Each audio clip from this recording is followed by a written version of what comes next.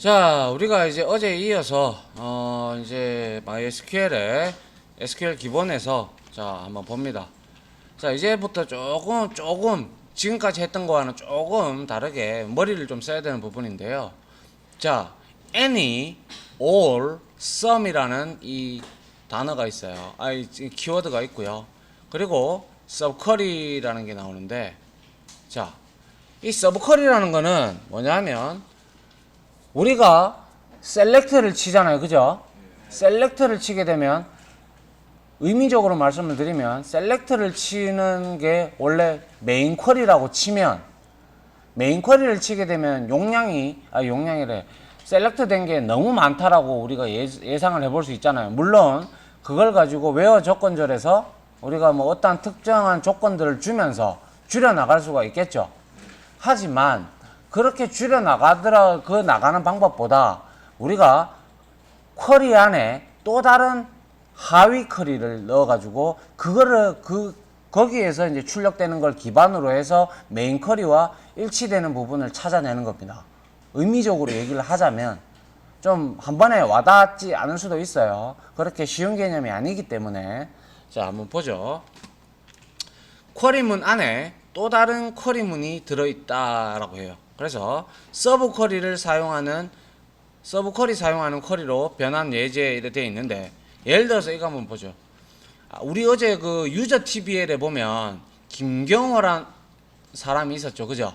예, 거기에서 김경호보다 키가 크거나 아니면 같은 사람의 이름과 키를 출력을 하고 싶어. 맞죠? 이렇게 된다면 우리가 어떻게 해야 될까요? 김경호보다 키가 크거나 그러니까 김경호보다 키가 같거나 큰 사람의 이름과 키를 출력을 하고 싶어. 그렇다면 우리는 전제 조건이 뭐냐면 김경호의 키를 알아야 된다는 거야. 맞잖아.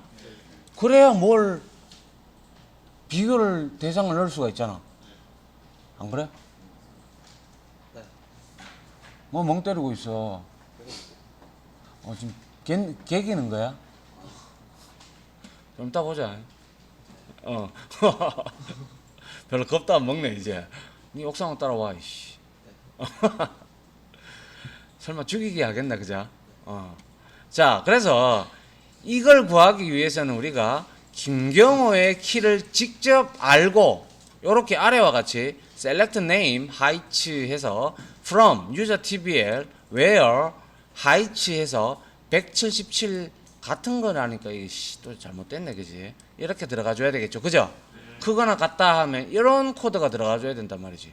그런데 우리가 뭐 일일이 문제에서 이렇게 문제가 나왔다면 일일이 우리가 김경호라는 놈은 알겠는데 김경호 키까지 내가 주소까지 어떻게 알아? 안 그래? 그러면 그거를 김경호를 먼저 찾아내고 거기에서 우리가 뭐 추출해 봐야 되겠네. 맞잖아? 그래서 한번 본다고. 자, select name height까지는 똑같아. 이게 메인 쿼리야. 그지? 요건 이 쿼리 들어가야 되겠죠. 메인 쿼리인데 자, 여기 갈로를 열었어요. 갈로를 딱 열고 select height from user tbl where 이름만 알아. 이름만 안다고. 이름만 알기 때문에 그래서 where name 김경호 이렇게 쳤다고. 이렇게 되면 실행이 하는 순서가 잘 봐야 돼요. 실행하는 순서를 잘 봐야 돼. 실행하는 순서가 어떻게 돼? 얘가 먼저 실행을 하는 거야. 그러면 김경호라는 동명이인이 없지 않는 이상은 얘는 이 김경호의 키만 리턴을 할 거야. 출력을 할 거야. 그지? 맞잖아. 그러면 이 값은 결과론적으로 갈로 안에 있는 값은 얼만데? 177이네. 맞나? 그러면 이 177 가지고 비교를 하는 거야. 이 개념이라고. 메인 쿼리, 그러니까 얘가 먼저 실행을 하고 이 값을 가지고 이 값이 있는 범위 안에서 내가 또다시 추려내는 거. 오케이? 이게 뭐다?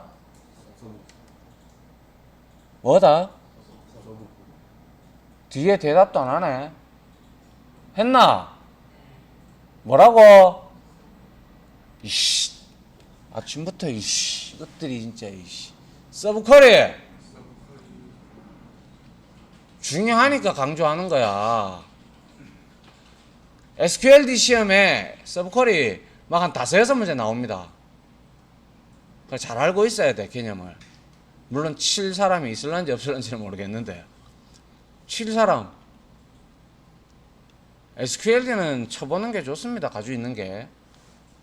자, 여튼 이렇게 내용 알겠죠? 그런데 서브쿼리 결과가 둘 이상이 아니죠. 둘 초과가 되면 문제가 되겠죠. 맞나요? 둘 초과가 되면 글자가 전부 다 제가 좀 바꿀게요. 이거 제가 확인했는데 왜 이렇게 됐을까요?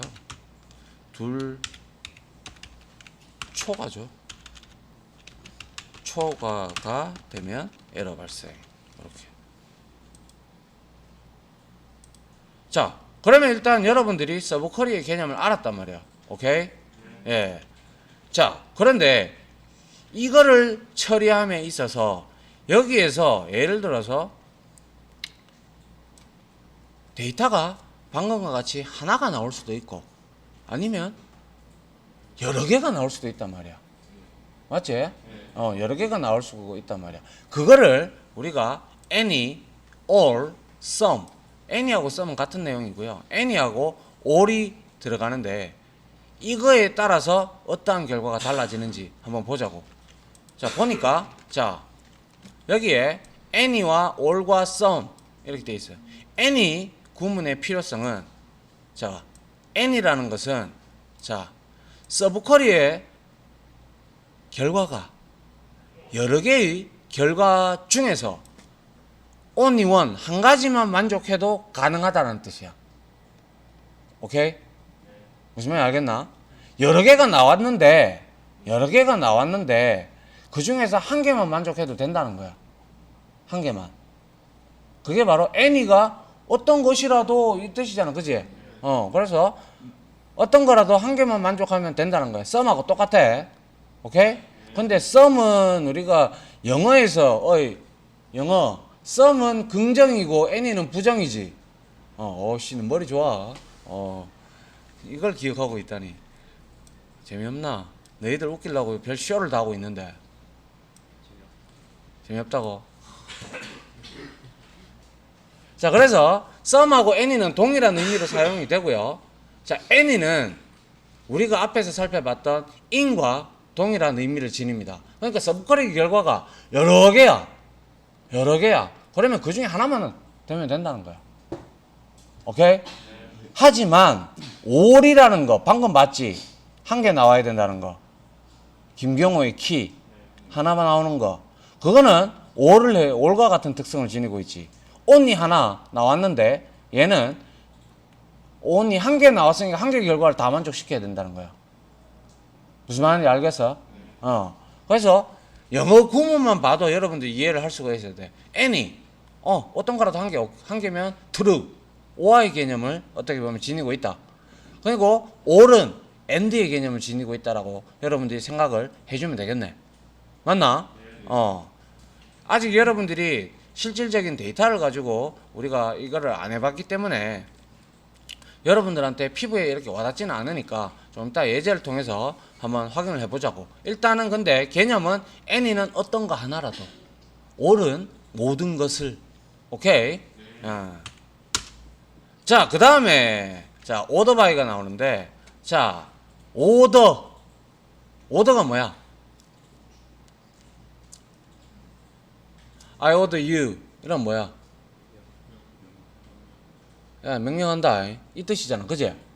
order by는 명령을 하는 거야. 명령을 하는 건데 order by는 한마디로 여러분들이 원하는 순서대로 어떠한 컬럼명을 기준으로 해서 오름차순으로 할 건지 내림차순으로 할 건지 정렬 기준을 제시해 주는 게 바로 order by야. 알겠습니까? 그런데 얘는 결과물에 대해서는 영향을 미치지 않는다. 이 뜻은 뭐냐? 셀렉트 시켰어. 여러분들이 원하는 것들을 셀렉트를 쭉 다 시켰단 말이야. 원하는 결과를 얻어냈어. 그지? 근데 거기에서 좀 더 보기 좋게 보기 좋게 만들어 주기 위해서 뭐 어떤 컬럼 예를 들어서 PK로 하지 않고 내가 뭐 예를 들어서 이름 순으로 하고 싶다. 혹은 뭐 많이 구매한 사람 순으로 하고 싶다. 뭐 이런 것들 있잖아, 그제? 그런 것들 순으로 우리가 정렬을 하고자 싶을 때 오더바이를 쓴다. 오더바이 절을 쓰거든. 그래서 기본적으로 오더바이를 쓰게 되면 일단 오름차순이야. 컬럼명을 기준으로 오름차순이야. 하지만 내림차순으로 하고 싶다면 DESC, describe가 아니라 여기서는 descending이야. 오더바이 옆에 붙는 DESC는. 알겠니? describe는 테이블이 옆에 붙어버리면 컬럼명까지 디테일하게 테이블의 구조를 보는 거지. 그런데 이거는 내림차순을 정렬을 하는 거야. 오케이, 바리? 예. 그래서 오더바이 구문을 혼합해서 사용하는 구문도 가능한데, 자, 한번 보자고. 자, select name, 하이트를 출력을 하는데, 추출을 할 건데, 어디서? 유저 TV에서 가져오는데, 자, 오더바이 해서 하이츠로 먼저 키순으로 오름차순을 쭉 했단 말이지, 그지? 맞나? 그리고, 키순으로 내림차순을 했군요. 내림차순을 먼저 하고 나서, 키순으로 내림차순을 했다면, 182가 최고 컸으니까, 이렇게 해서, 160 얼마까지 뭐 있으니까 요렇게 정렬이 1차 되겠지. 이 사이에서 뭐 이름 순으로 오름차순을 하는 거야. 오케이? 이해되나? 그러면 이거는 컬럼이 허용되는 데만큼 너희들이 더 계속 리미트 하지 않아. 언리미티드 하니까 계속 붙여 나가면 돼. 근데 굳이 이렇게 할 필요는 없겠지. 근데 요즘에는 워낙 프로그램에 사용자 요구가 많기 때문에 이렇게 데이터베이스가 있다면 뭐 예를 들어서 컬럼명이 이렇게 여러 개가 있다면 부동산을 예를 들자면 면적순 또 뭐 있노? 또 가격순 또 뭐 제조란다 준공연식 뭐 이런 거 별로 막 쭉 원하잖아 사람들이. 또 쿠팡에서 보더라도 많이 팔린 순 인기순, 뭐 추천순, 댓글이 많은 순, 별의별 게 다 있잖아. 잘 이용하면 되겠지. 맞나? 예. 그래서 키가 큰 순서대로 정렬을 하는데 만약 키가 같을 경우에는 이름 순으로 정렬을 해라 이 뜻이겠지, 그지? 맞나? 자, ASC는 ascending 오름차순은 우리가 여기에 order by 뭐 예를 들어서 내가 이렇게 했어. 왜 작아? 내가 여기서 자 뭐야 order by 해서 여기다가 name으로 했어. 이렇게 하면 기본적으로 뒤에 ASC가 생략되어 있다라고 생각을 하면 된다. 알겠나? 오케이. 그 다음 요거까지 우리가 보고 예제를 한번 쳐보자고. 자, 여러분들 아마 데이터베이스 공부할 때 distinct 봤을 것 같은데 봤나요? 예. distinct는 우리가 이게 지금 여기서 뭐 예를 들어서 쿼리란다. 뭐야? 조인할 때 많이 쓰는데 여러 가지 테이블이 이렇게 있어. 테이블이 있는데 내가 막 조인을 한단 말이야. 그래서 엮어서 이렇게 출력을 하는데 중복된 게 있을 수도 있고, 그리고 혹은 하나의 테이블에서 PK를 따로 지정을 하지 않았다면 중복된 데이터는 무조건 들어갈 수밖에 없는 현상이야. 맞나? 그럴 때 중복된 것은 only one 하나만 남기고 하는 게 바로 distinct야. 오케이? 자, 그래서 중복된 것을 골라서 세기 어려울 때 사용하는 구문이 되어 있고, 테이블의 크기가 클수록 효율적이지 아무래도. 그리고 중복된 것을 한 개씩만 보여주면서 출력을 한단 말이야. 그러면 디스팅트를 하기 전에 내가 셀렉트를 먼저 긁어보고 몇 개의 로우가 리턴이 되는지 보고, 그 다음에 디스팅트, 셀렉트 디스팅트 구문을 이렇게 넣어주면 원본에서 디스팅트를 추가했을 때 빼면 중복된 게 몇 개가 나오는지 알 수 있겠지. 맞나? 그런 형태로 우리가 사용을 하는 게 바로 distinct라는 이 구문이다. 오케이? 자, 그리고 이거는 내가 아마 한번 설명을 했는데, 출력하는 개수를 제한하는 거. 이거 우리 워크벤치에서 상단에 여기 리밋을 어쩌고 저쩌고 있었다. 그지? 제일 처음에 디폴트 값으로 1000개가 잡혀져 있었다. 근데 우리가 그거를 제한하지 않는다라고 언리미티드로 바꿨지. 그지? 그러니까 30만 개 이상, 40만 개 이상 되는 뭐 데이터가 쫙 출력이 됐었다. 그지?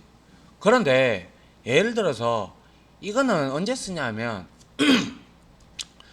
막 이렇게 예를 들어서 쿼리를 치는데 이런 경우가 있단 말이야. 인사과에서 예를 들어서 근속연수가 10년 이상 근속연수를 기준으로 해서 1등, 2등, 3등 하는 사람에 대해서 뭐 예를 들어서 1등 제주도 여행권, 2등 뭐 50만 원의 상품권, 뭐 3등 뭐 무슨 얼마 이렇게 주려고 추려야 돼. 예를 들어서 추려야 돼. 그지?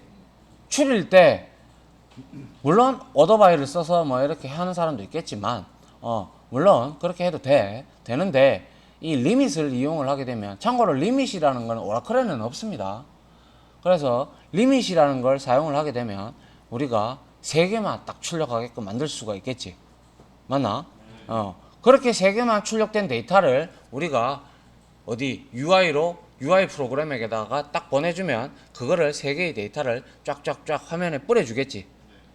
그렇게 할 때 우리가 쓸 때 유용하다라는 거야. 오케이, 말이? 그래서 일부를 보기 위해 여러 건의 데이터를 출력하는 부담을 줄이는 거야. 그래서 예를 들어서 이런 경우도 있잖아. 이 테이블이 뭐지 이렇게 보고 싶은데 나도 모르게 이게 데이터가 막 예를 들어서 수천만 건, 수억 건이 들어있는 테이블이라고 가정을 하자고. 근데 내가 모르고 쳤어. select asterisk from A 이랬는데 그 A 테이블에 막 몇억 건이 들어가 있다고 가정을 해. 쿼리 치다가 벌리다 보겠다. 그지? 그럴 때 잠깐 요 쿼리가 요 테이블이 어떠한 데이터들이 잠깐 들어있는지 알아보기 위해서 우리가 스택의 피크와 같은 큐의 피크와 같은 개념이지. 꺼내지는 않고 잠깐 뭐가 들어있는지 볼 수 있는 거 있지.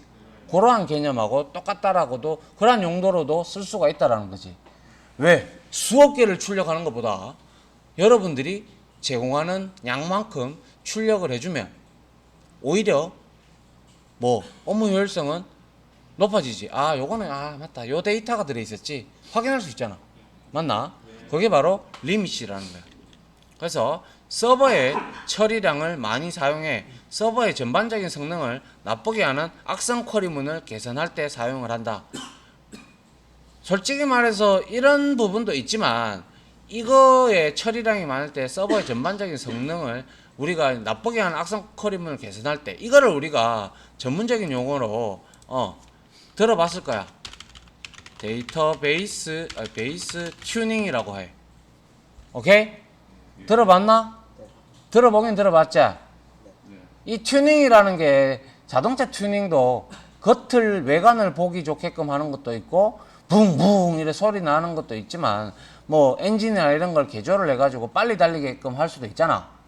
그와 마찬가지로 얘도 튜닝이라는 것이 데이터베이스를 다 잘 알아야지 튜닝이 가능하겠지. 자동차에 뭐 쥐뿔도 모르는 게 엔진 건드린다고 쇼하다가 터져보고 뭐 이러면 안 되잖아.